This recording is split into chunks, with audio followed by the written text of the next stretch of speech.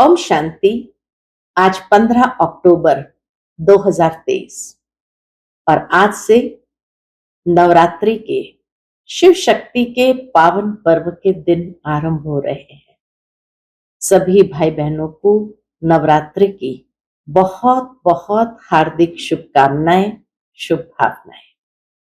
नवरात्रि के इस पावन पर्व में हम सभी ये दृढ़ संकल्प करते हैं कि बाबा ने आज की मुरली में जो हमें 9 बातों से मुक्त होने की प्रेरणा दी है, उन सभी 9 बातों से मुक्त होकर सच्चे में नवरात्रि का पावन त्योहार मनाएं।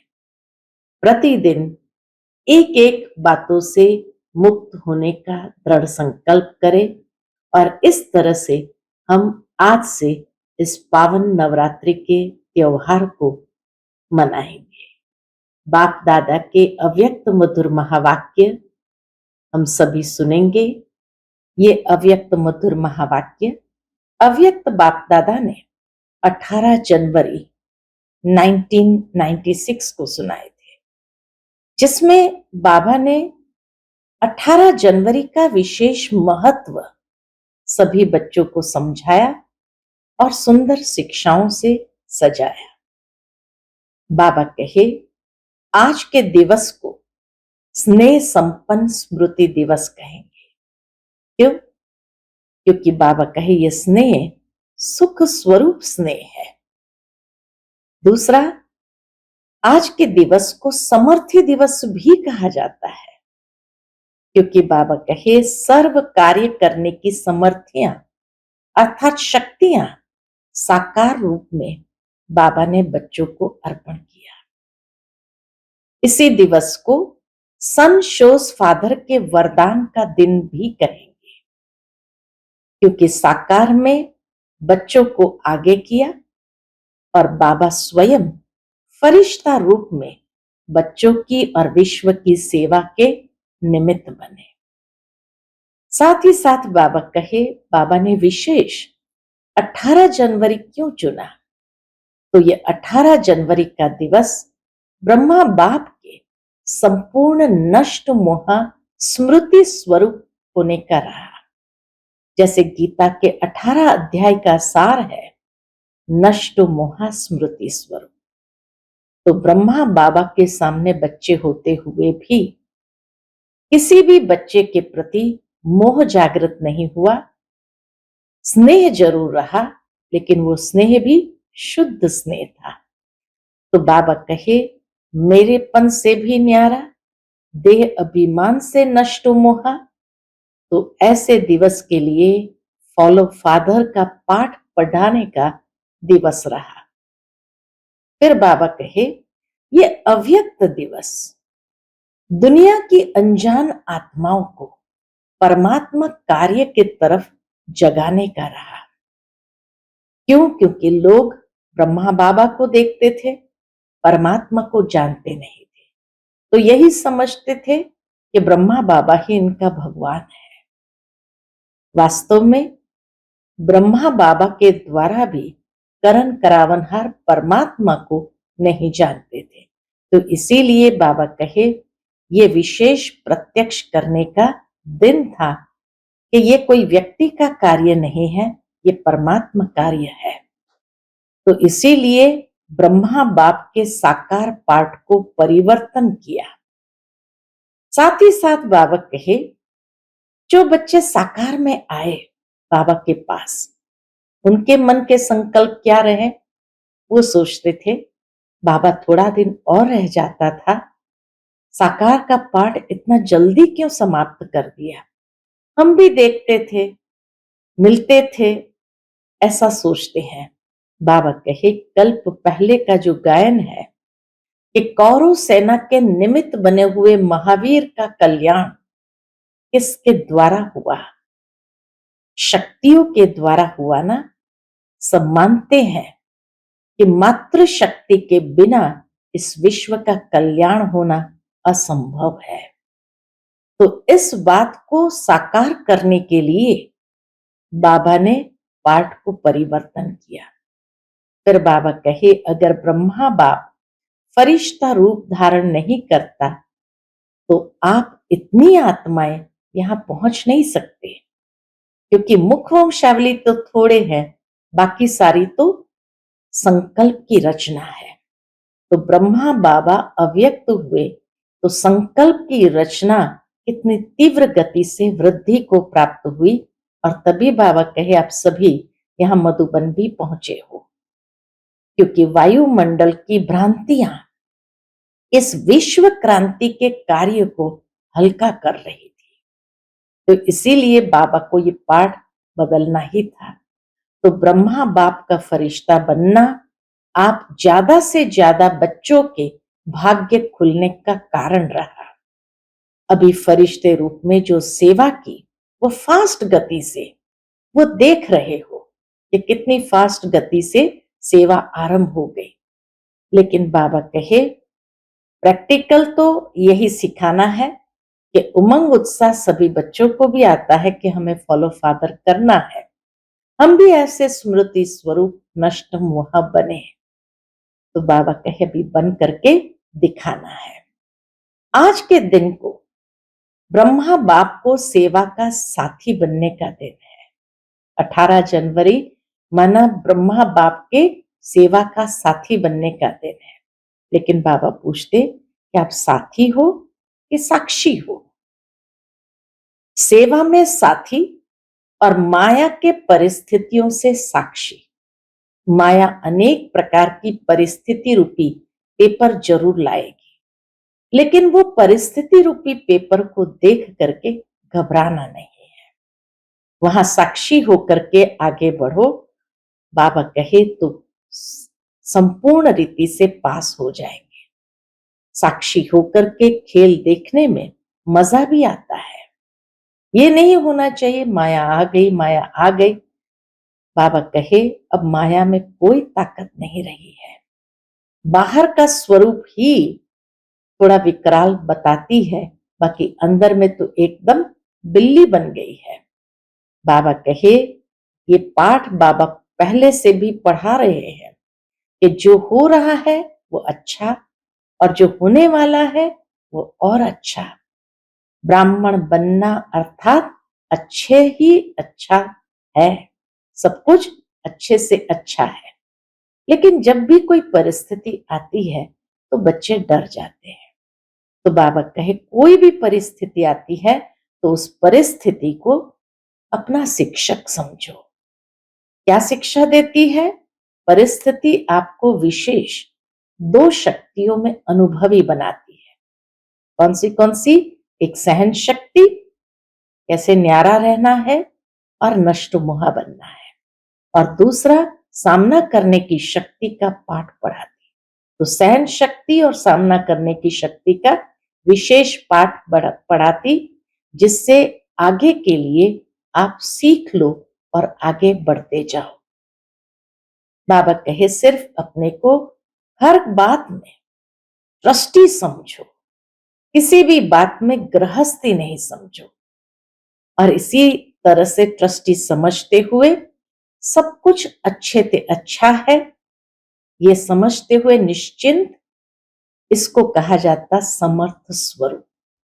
फिर बाबा ने समर्थ बनने के लिए सहज विधि बताई। समर्थ बनने के लिए कहो या नष्ट मोह होने के लिए या ब्रह्मा बाप के समान फरिश्ता रूप होने के लिए विशेष सहज से सहज विधि बताई। तो सदा समर्थ रहने की सहज विधि बाबा ने बताई। 2 शब्द को याद रखो।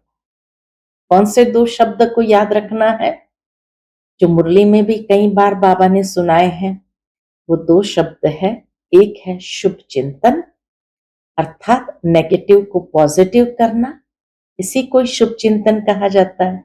और दूसरा है सर्व के प्रति शुभ चिंतक बनना, क्योंकि बिना शुभ चिंतक बने शुभ चिंतन नहीं हो सकता। दोनों का बहुत गहरा संबंध है। तो ये 2 बातें ही हमें समर्थ बना देती, और शुभ वाइब्रेशंस ऐसे क्रिएट होते हैं जो सब कुछ पूरा वातावरण बदल देती है।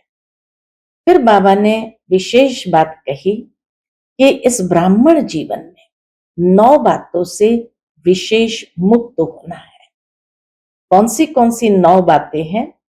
तो लगातार बाबा की जो मुरलियां चली है, करीबन 5-6 मुरली पहले से ही बाबा ने मुक्त होने की बात कही थी, तो वो 9 बातों से मुक्त होना ही है। कौन सी 9 बातों से मुक्त होना है?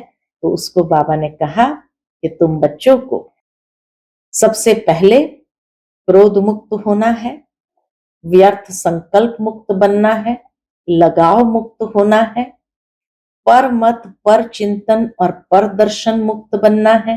ये सारे एक एक मुरली को याद करते जाए तो पिछले 9 मुरलियों में बाबा ने ये 9 बातों से मुक्त होने के लिए कहा। 5वीं बात अभिमान व अपमान से मुक्त, 6ठी बात झमेला मुक्त, 7वीं बात व्यर्थ बोल डिस्टर्ब करने वाले बोल से मुक्त, 8वीं बात प्रसन्नता मुक्त और 9वीं बात दिल शिकस्त मुक्त। आज की मुरली में बाबा ने विशेष दिल शिकस्त मुक्त होने की अंत में बात कही है कि दिल शिकस्त कभी नहीं होना है।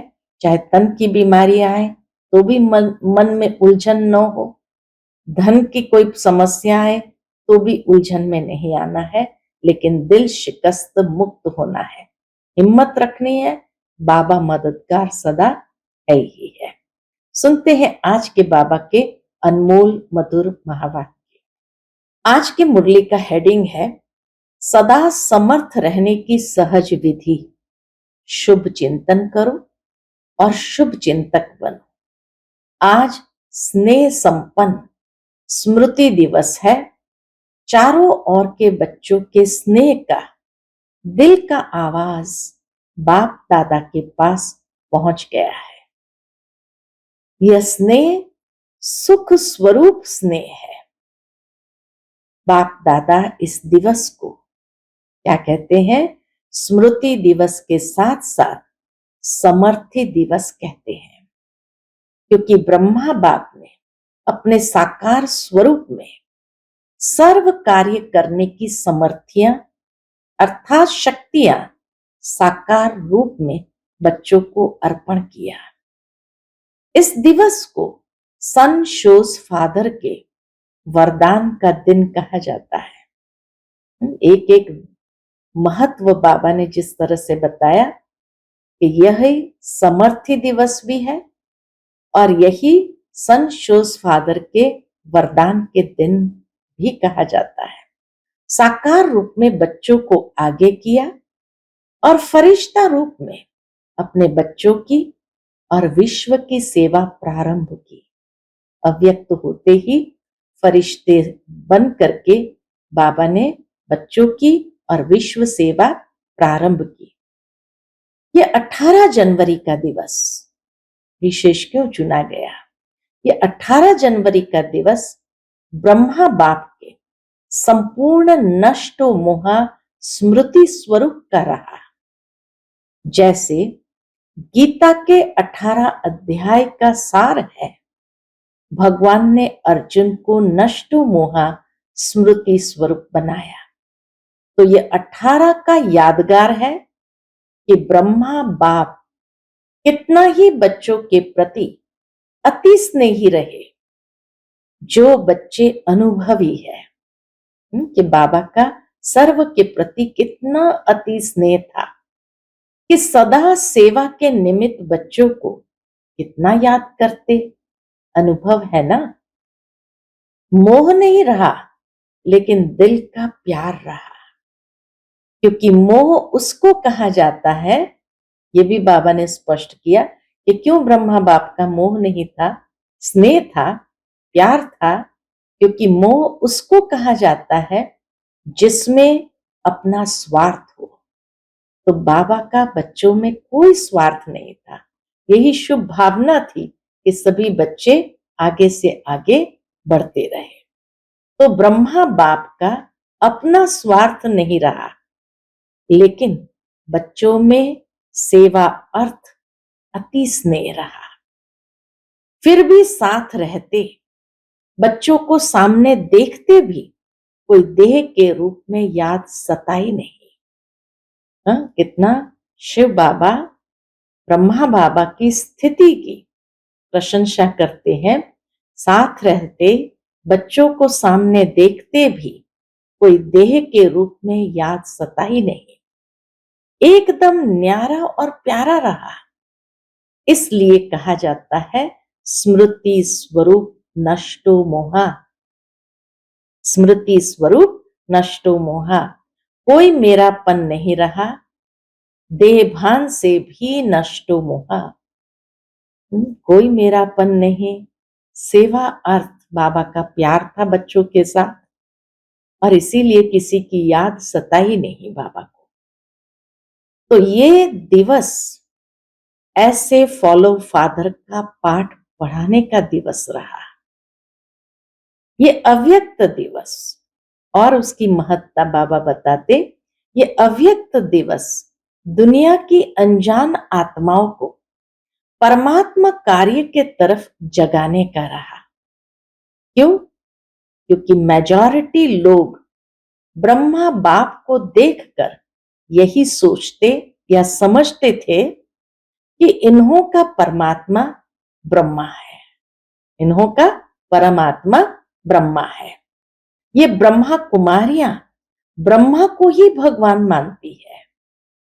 ये दुनिया की एक भ्रांति थी, और ब्रह्मा ने साकार में पाठ परिवर्तन किया तो क्या सोचने लगे, अभी तो ब्रह्मा कुमारियों का भगवान चला गया, और ये ब्रह्मा कुमारियों का कार्य आज नहीं तो कल अभी समाप्त हो जाएगा। ये भ्रांति थी लोगों के अंदर। लेकिन आप जानते हैं कि इन्हों का करावनहार, ब्रह्मा बाबा के द्वारा भी करावनहार कौन था? परमात्मा था। लेकिन आप जानते हैं कि इन्हों का करावनहार ब्रह्मा द्वारा भी परम आत्मा था, है और अंत तक रहेगा। परमात्मा था, है और अंत तक रहेगा। तो ये परमात्मा कार्य है, व्यक्ति का कार्य नहीं है। तो ये बात दुनिया के सामने सिद्ध करनी थी, इसीलिए बाबा अव्यक्त हुए। ये पहचान ब्रह्मा बाप के साकार पाठ परिवर्तन होने के बाद समझते हैं कि इन्हों को कोई शक्ति चला रही है। अभी दुनिया में क्या समझते हैं? इन्हों को कोई शक्ति चला रही है। अभी भी बेचारे परम आत्मा को नहीं जानते, लेकिन कोई शक्ति कार्य कर रही है। वो कौन सी शक्ति है उसको भी देख रहे हैं, सोच रहे हैं कि आखिर तो समझना ही है। बाबा कहे सोच रहे हैं और आखिर तो समझना ही है। तो किसका कार्य है? ब्रह्मा बाप का या परमात्मा का? ब्रह्मा द्वारा। ये समझना जरूरी है कि किसका कार्य है, ब्रह्मा बाप का या परम आत्मा का ब्रह्मा द्वारा? किसका कार्य है? जो बच्चे साकार में, हम बाबा बच्चों की ओर पहले इस दिन का महत्व बताया, कैसे 18 अध्याय का सार स्वरूप ब्रह्मा बाबा बने। फिर अनजान आत्माओं के अंदर जो गलत फहमी थी, भ्रांति थी, इनका भगवान तो ब्रह्मा है, उसको भी समाप्त करना था। अभी समझने लगे कोई शक्ति कार्य कर रही है। और जो बच्चों के मन का संकल्प, वो भी बाबा तक पहुंचा। जो बच्चे साकार के बाद में आए हैं, वो सोचते हैं कि ब्रह्मा बाबा ने अपना साकार पाठ इतना जल्दी क्यों पूरा किया? हम तो देखते थे ना। अंदर में हर एक के मन में ये भावना जरूर आती है कि हम भी बाबा को देखते, बाबा की पालना का अनुभव करते। तो बाबा कहे, ये संकल्प उनके मन में था कि ब्रह्मा बाबा ने अपना साकार पाठ इतना जल्दी क्यों पूरा किया? हम तो देखते ना, हम तो मिलते ना, सोचते हो ना। लेकिन कल्प पहले का भी गायन है। क्या गायन है? कि कौरव सेना के निमित्त बने हुए महावीर का कल्याण किस द्वारा हुआ? शक्ति द्वारा हुआ ना। तो शक्तियों का पाठ ड्रामा में साकार रूप में नूंदा हुआ है। इसलिए ब्रह्मा बाबा को अव्यक्त होना ही था। और सब मानते भी है, दुनिया में ये भी सब मानते हैं। क्या मानते? कि मातृशक्ति के बिना इस विश्व का कल्याण होना असंभव है। तो ब्रह्मा बाप फरिश्ता क्यों बना? साकार पाठ परिवर्तन क्यों हुआ? अगर ब्रह्मा बाप फरिश्ता रूप नहीं धारण करता तो आप इतनी आत्माएं यहां पहुंच नहीं पाती। ये बाबा के संकल्प की रचना है, जो संकल्प से बाबा ने यहां तक पहुंचाया। इसीलिए बाबा कहे, अगर ब्रह्मा बाप फरिश्ता रूप नहीं धारण करता तो आप इतनी आत्माएं यहां पहुंच नहीं पाती, क्योंकि वायुमंडल की भ्रांतियां इस विश्व क्रांति के कार्य को हल्का कर रही थी। इतनी सुंदर बात बाबा ने समझाई। वायुमंडल की भ्रांतियां इस विश्व क्रांति के कार्य को हल्का कर रही थी, फास्ट गति नहीं दे रही थी। तो ब्रह्मा बाप का फरिश्ता बनना आप ज्यादा से ज्यादा बच्चों के भाग्य खुलने का कारण रहा। इतने बच्चों के भाग्य खोलने के लिए ब्रह्मा बाप ही निमित्त बने, लेकिन अव्यक्त स्वरूप से। अभी फरिश्ते रूप में जो सेवा की फास्ट गति है वो देख रहे हो ना। फास्ट गति हुई या कम हुई? फास्ट हुई है ना। तो फास्ट गति हुई तभी आप यहां पहुंचे हो, नहीं तो सोए हुए थे अच्छी तरह से। तो आज का दिवस ऐसा नहीं है जैसे लोग मानते हैं, चला गया, लेकिन उमंग उत्साह आता है कि फॉलो फादर, हम भी ब्रह्मा बाबा के तरह बने, उनको फॉलो करें। हम भी ऐसे स्मृति स्वरूप नष्टो मोहा बने। ये उमंग उत्साह अंदर में लाने का दिवस है। ये प्रैक्टिकल पाठ पढ़ने का दिवस है। आज आप किसी के भी दिल से दुख के आंसू निकले? बाबा पूछते हैं, आज आप किसी के भी दिल से दुख के आंसू निकले? निकले या अंदर अंदर थोड़ा आया? जिसको दुख की थोड़ी भी लहर आई वो हाथ उठाओ। दुख हुआ? नहीं हुआ। आज के दिन तो ब्रह्मा बाप को सेवा का साथी बनने का दिन है। बाबा कहे, आज का दिन तो ब्रह्मा बाप को सेवा का साथी बनने का दिन है। आप सब साथी हो कि साक्षी हो? सेवा में साथी और माया के परिस्थितियों से साक्षी। माया को तो वेलकम किया है ना, कि घबराते हो, हाय क्या हो गया, थोड़ा थोड़ा घबराते हो। माया के हल्के हल्के रूपों को तो आप भी जान गए हो, और माया भी सोचती है कि ये जान गए हैं। लेकिन जब कोई भी विकराल रूप की माया आवे तो सदा साक्षी होकर खेल करो। बाबा के साथी और परिस्थितियों को देखते हुए साक्षी होकर खेल करो। जैसे वो कुश्ती का खेल होता है ना, देखा है कि दिखाएं? यहां बच्चे करके दिखाते हैं ना, तो समझो कि ये कुश्ती का खेल खेल रहे हैं, कुश्ती का खेल खेल रहे हैं। अच्छी तरह से मारो, घबराओ नहीं, खेल है। तो साक्षी होकर खेल करने में मजा आता है। और माया आ गई, माया आ गई तो घबरा जाते हैं। कुछ भी ताकत अभी माया में नहीं है। भगवान ने बता दिया, कुछ भी ताकत अभी माया में नहीं है। सिर्फ बाहर का शेर का रूप है, लेकिन बिल्ली भी नहीं है। बाबा कहे सिर्फ बाहर का शेर का रूप है, लेकिन बिल्ली भी नहीं है। सिर्फ आप लोगों को घबराने के लिए बड़ा रूप ले आती है। फिर सोचते हो पता नहीं अब क्या होगा। माया बड़ा रूप लेकर आती है, फिर बच्चे सोचते हैं पता नहीं अब क्या होगा। तो यह कभी नहीं कहो क्या करूं, कैसे करूं, क्या होगा। लेकिन बाप दादा ने पहले भी ये पाठ पढ़ाया है। क्या पढ़ाया है?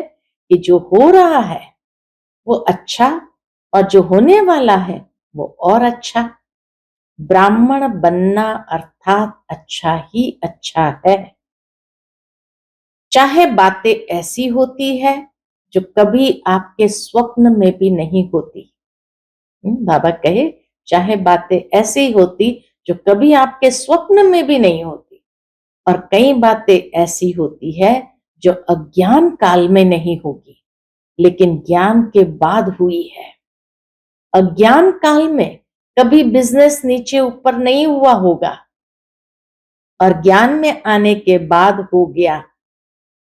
घबरा जाते हैं, हाय ज्ञान छोड़ दे। लेकिन कोई भी परिस्थिति आती है तो उस परिस्थिति को अपना थोड़े समय के लिए शिक्षक समझो। इतनी सुंदर बात बाबा ने कही कि कोई भी परिस्थिति आती है तो थोड़े समय के लिए उसे अपना शिक्षक समझो। शिक्षक क्या करता है? शिक्षा देता है ना। तो परिस्थिति आपको विशेष दो शक्तियों के अनुभवी बनाती है।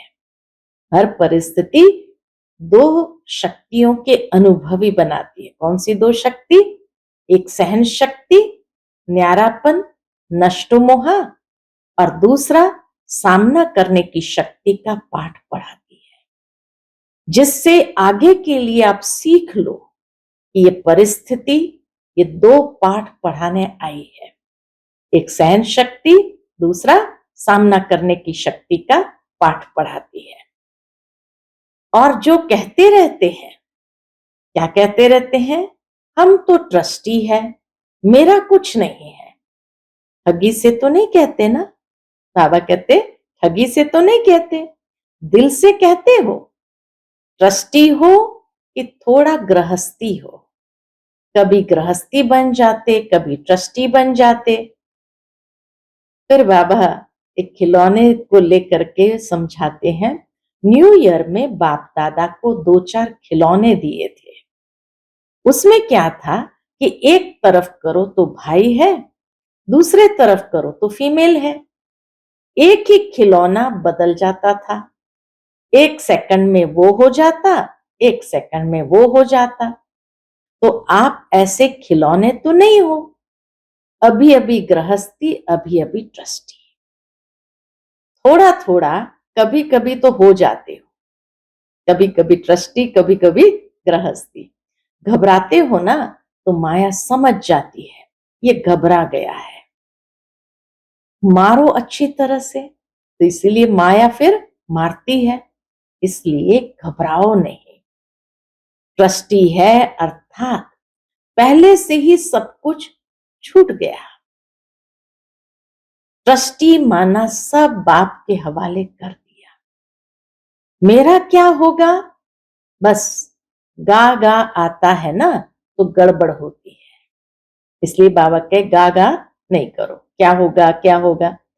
सब अच्छा है और अच्छा होना ही है, निश्चिंत है। इसको कहा जाता है समर्थ स्वरूप। निश्चिंत रहो, जो होगा अच्छा ही होगा, तो समर्थ स्वरूप हो जाएगा। तो आज का दिन कौन सा है? समर्थ बनने का, नष्टो मोह होने का। सिर्फ बाबा बहुत याद आए, गीत गाने का नहीं है कि आज के दिन बाबा की बहुत याद आई, ऐसे बाबा के गीत गाने का नहीं। तो ब्रह्मा बाप का फरिश्ता रूप होना ड्रामा में परमात्मा कार्य को प्रत्यक्ष करने का निमित्त कारण बना। ब्रह्मा बाबा है या है नहीं? पूछते बाबा, ब्रह्मा बाबा है या है नहीं? तो सभी ने कहा है। दिखाई तो नहीं देता। फिर बाबा परीक्षा लेते, दिखाई तो देता नहीं। देखो, आप जो पीछे आए हो वो बहुत लकी हो। क्यों?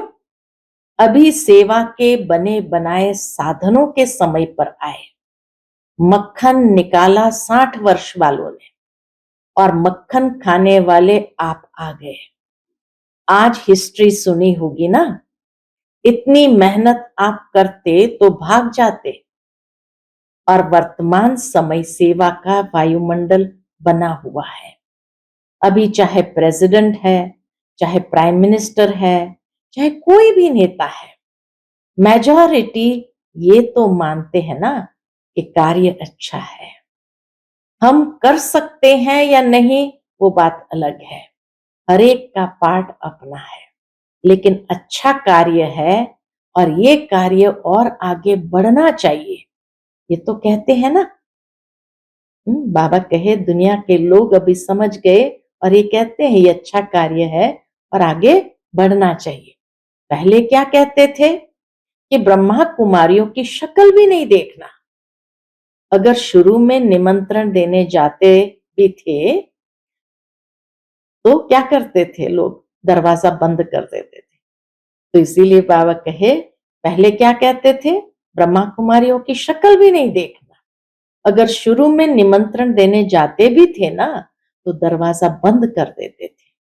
तो आप तो अच्छे टाइम पर आए हो ना, सेवा का चांस बहुत है। जितनी सेवा करने चाहो उतनी कर सकते हो। अभी सभी समझते हैं। क्या समझते हैं? कि साकार ब्रह्मा के बाद भी ब्रह्मा कुमारियों ने सिल्वर जुबिली भी मना ली, गोल्डन भी मना ली, अभी डायमंड तक पहुंच गए हैं। क्योंकि कोई भी बड़ा गुरु चला जाता है दुनिया में, कोई भी संस्थान का बड़ा गुरु चला जाता है तो गड़बड़ हो जाती है। यहां गड़बड़ है क्या? यहां तो और ही वृद्धि है, बढ़ता जाता है। तो इससे सिद्ध है कि ये कार्य कराने वाला बाप परमात्मा है। निमित्त माध्यम ब्रह्मा बाप है, अभी भी माध्यम ब्रह्मा बाप है। ये पार्ट अलग चीज है, लेकिन माध्यम ड्रामा में पहले साकार ब्रह्मा रहा और अभी फरिश्ते रूप में ब्रह्मा है। अभी भी ब्रह्मा का ही पार्ट है, पहले साकार में था, अभी अव्यक्त फरिश्ते रूप में। ब्रह्मा को पिता कहेंगे, रचता तो ब्रह्मा है ना। ये तो पाठ बीच बीच में बच्चों की पालना करने के लिए निमित्त है। कौन? दादियां निमित्त पालना करने के लिए निमित्त है। बाकी रचता ब्रह्मा है और रचना के कार्य में भी अंत तक ब्रह्मा का ही पार्ट है। तो ब्रह्मा बाबा ही रचना करने वाला है और अंत तक भी रचना करने का पार्ट ब्रह्मा का ही है। तो आज सारे दिन में किसके पास माया आई? पूछते बाबा। कोई पोत्रा धोत्रा याद नहीं आया? तो सदा ऐसे समर्थ रहो और इसकी सबसे सहज विधि है, दो शब्द याद रखो। कौन से दो शब्द? दो शब्द याद रख सकते हैं ना। सारी मुरली भूल जाए लेकिन दो शब्द याद रखो और प्रैक्टिकल में करते चलो। वो दो शब्द जानते भी हो, कोई नई बात नहीं है। समर्थ बनने के दो शब्द कौन से हैं? एक है शुभ चिंतन, नेगेटिव को भी पॉजिटिव करो, इसको कहते हैं शुभ चिंतन। नेगेटिव पॉजिटिव हो सकता है और बदल सकते हो, सिर्फ चेक करो कि कर्म करते भी शुभ चिंतन चला। और दूसरा, सभी के प्रति शुभ चिंतक। तो शुभ चिंतन और शुभ चिंतक दोनों का संबंध है। अगर शुभ चिंतन नहीं है तो शुभ चिंतक भी नहीं बन सकते। इसीलिए इन दो बातों का अटेंशन रखना। समझा क्या करेंगे? यही नहीं भूल जाना, क्योंकि अभी देखा गया है कि बहुत ऐसी समस्याएं हैं, लोग हैं जो आपके वाणी से नहीं समझते, लेकिन शुभ चिंतक बन शुभ वाइब्रेशन दो तो बदल जाते हैं। और एक बात से मुक्त भी होना है। तो ये दो बात विशेष समर्थी स्वरूप के लिए धारण करना है, शुभ चिंतन और शुभ चिंतन।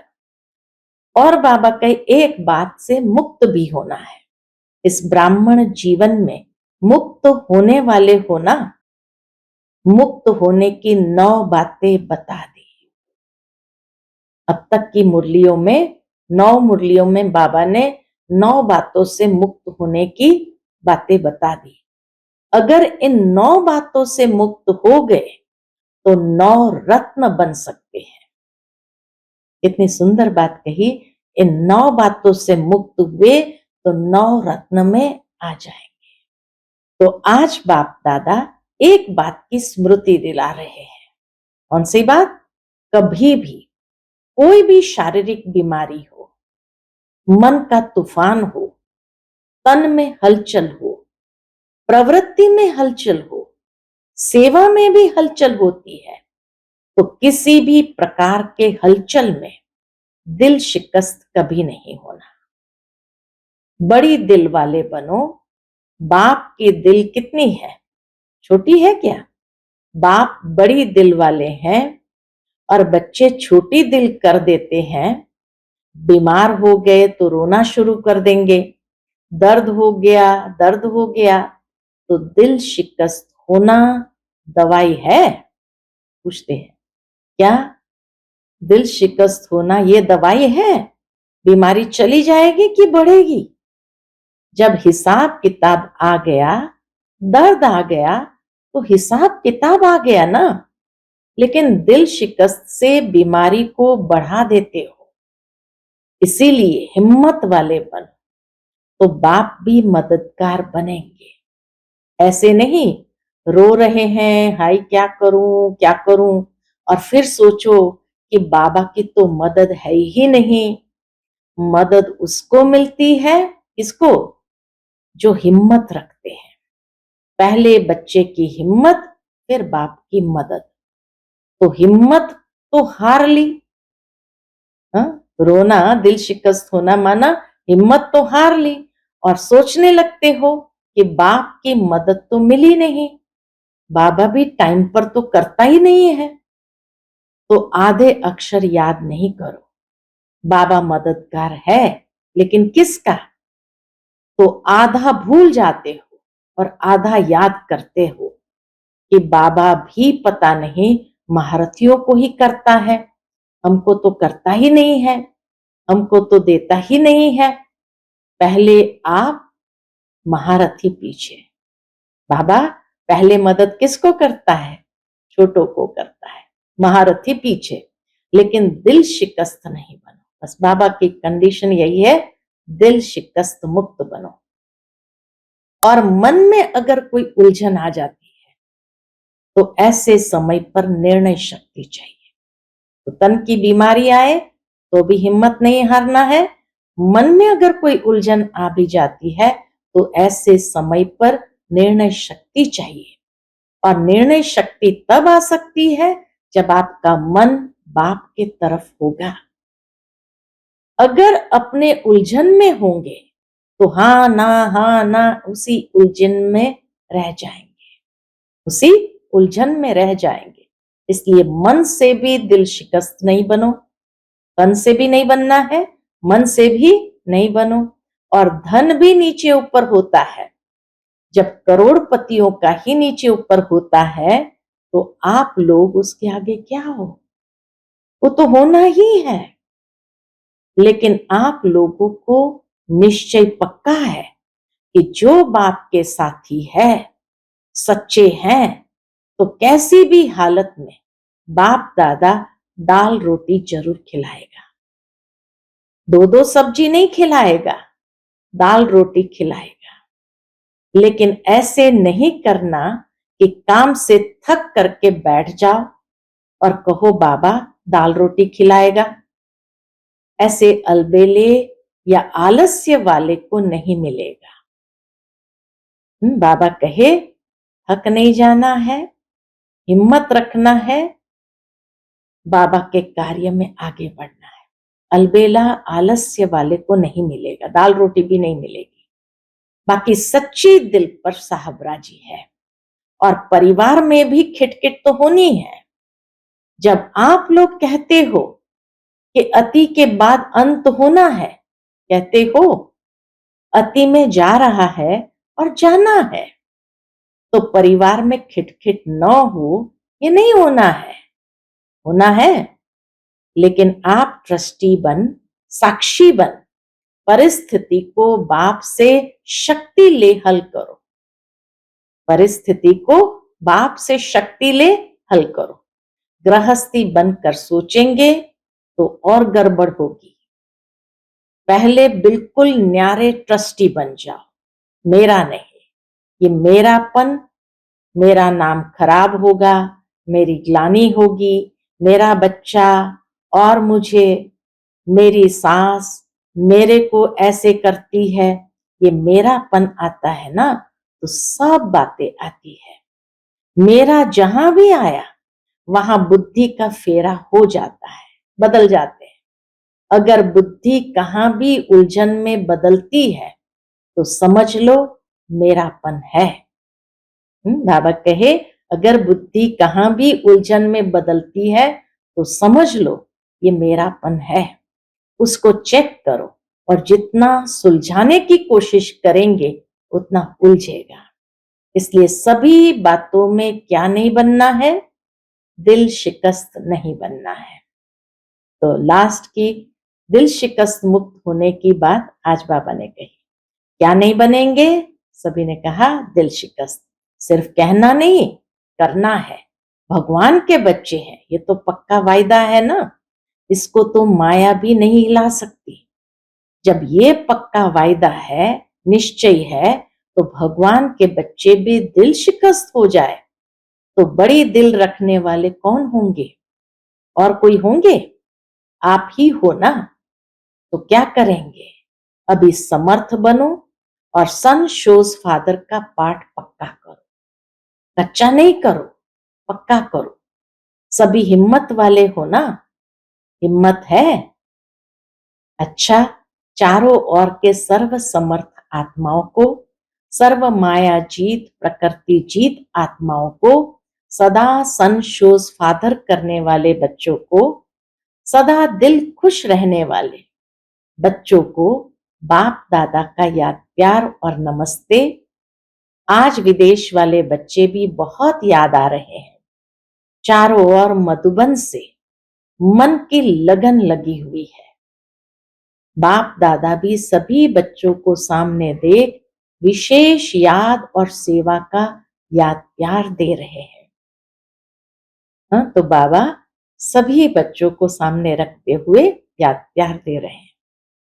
अच्छा, आज मुरली में बाप दादा ने 9 रत्न में आने के लिए जिन 9 बातों से मुक्त बनने का इशारा दिया है, वह कौन सी है? निम्नलिखित। पहली, क्रोध मुक्त। आज की मुरली से आगे की 8 मुरलियों को सामने ले आओ तो पहली मुरली थी क्रोध मुक्त, दूसरी व्यर्थ संकल्प मुक्त, तीसरी लगाव मुक्त, चौथी पर मत, पर चिंतन, पर दर्शन मुक्त, पांचवा अभिमान और अपमान मुक्त, छठी झमेला मुक्त, सातवीं व्यर्थ बोल, डिस्टर्ब करने वाले बोल से मुक्त, आठवीं अप्रसन्नता मुक्त और आज 9वीं मुरली में दिल शिकस्त मुक्त। आज का बाप दादा का मधुर वरदान हम बच्चों के प्रति है। डबल लाइट स्थिति द्वारा उड़ती कला का अनुभव करने वाले सर्व बंधन मुक्त भव। डबल लाइट स्थिति द्वारा उड़ती कला का अनुभव करने वाले सर्व बंधन मुक्त भव। चलते फिरते यही स्मृति रहे कि मैं डबल लाइट स्थिति में रहने वाला फरिश्ता हूं। फरिश्ता अर्थात उड़ने वाला। लाइट चीज सदा ऊपर जाती है, नीचे नहीं आती। आधा कल्प तो नीचे रहे, अब उड़ने का समय है। इसलिए चेक करो कि कोई भी बोझ व बंधन तो नहीं है। अपने कमजोर संस्कार का, व्यर्थ संकल्प का, देभान का बंधन व बोझ बहुत समय चलता रहा तो अंत में नीचे ले आएगा। इसलिए बंधन मुक्त बन डबल लाइट स्थिति में रहने का अभ्यास करो। आज का स्लोगन है, मनसा सेवा वही कर सकते जिनके पास शुद्ध संकल्प की शक्ति जमा है। मनसा सेवा वही कर सकते जिनके पास शुद्ध संकल्पों की शक्ति जमा है। अच्छा, हम सब रूहानी बच्चों की रूहानी माता पिता बाप दादा को याद प्यार गुड मॉर्निंग और नमस्ते नमस्ते, शुक्रिया बाबा शुक्रिया। अच्छा, आज सूचना विशेष यही है कि आज अंतर्राष्ट्रीय योग दिवस तीसरा रविवार है। साय 6:30 से 7:30 बजे तक सभी भाई बहनें योग अभ्यास में यही अनुभव करें कि मैं दिव्य आकर्षण मूर्त आत्मा विश्व गगन में चमक रही हूं। मेरी दिव्यता व पवित्रता से आत्माओं को साक्षात्कार हो रहा है। अपने पथ से भटकी हुई आत्माएं पुनः सत्य के पथ पर अग्रसर हो रही है। अच्छा, ओम शांति।